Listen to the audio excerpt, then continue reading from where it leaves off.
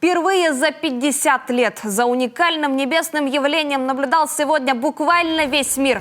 И жители Сыктывкара не исключение. Посмотреть на кольцевое солнечное затмение в Сыктывкарском микрорайоне Орбита собралось сегодня представители астрономического клуба и местные жители. В 14:15 по московскому времени они увидели то, чего ждали последние несколько десятков лет.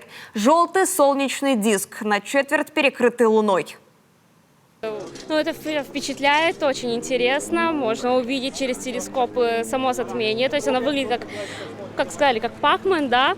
И очень четко все видно, замечательно, красиво. То есть эмоции непередаваемые.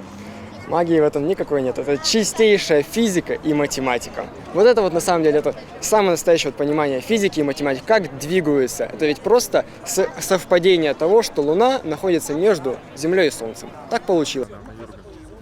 Наш корреспондент Александра Головина уже готовит большой материал к эфиру. Подробности смотрите в вечернем выпуске новостей.